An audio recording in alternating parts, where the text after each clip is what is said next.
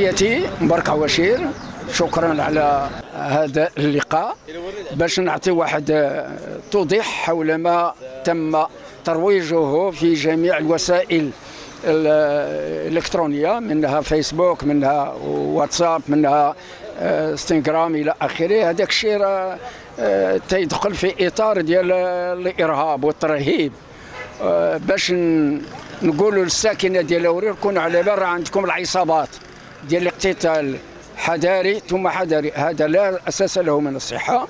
ملي درت أنا التحريات ديالي الشخصية ولقيت واحد الحالة خارج هذا الحفل ديال بيلماون، هو عنده شي سوء تفاهم مع واحد آخر، وجبد الموز ديالو وضربوه في اليد ديالو اليمنى.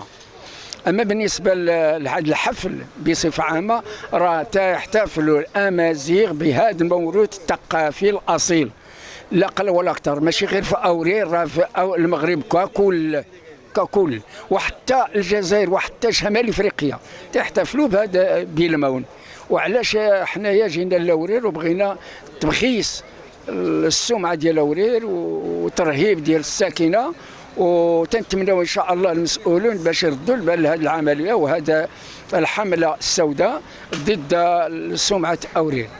هذه من جهه. بالنسبه للشباب، الشباب راه انا تنعتبره بان شباب واعي مثقف مسؤول، راه تينظم الحفل ديالو بهدوء، ما كاين الا شي واحد إلا عنده النية خارج عن إطار ديال الحفل، هذا حساب آخر، ما يمكن باش نحبسوا القضية. وتنتمنوا بأن مستقبل أورير باش يولي بلدية، لأن علاش؟ باش نضمنوا الأمن على المستوى بحال طراس، بحال تشيرة، بحال سميتو. راه الحمد لله الأمور غادية. غنرجعوا للأمن، غنقولوا بأن هو الجدرمية لا تتحملوا مسؤوليتهم. علاش؟ لأن المركز ديال الدرك في تغازوت والعدد الساكنة ديال تغازوت ديال أورير وأهليه ما يمكن باش يغطيو كل شيء هذه المساحة الجغرافية. وتحياتي والمسؤولون باش يردوا البال لهذه العملية باش ترقي أورير إلى بلدية. وتحياتي. مرحبا صحيفة بلانيت فيرت، ميرسي. شكرا على التغطية ديالكم لهذا الحدث اللي هو حدث طبعا اللي هو وطني.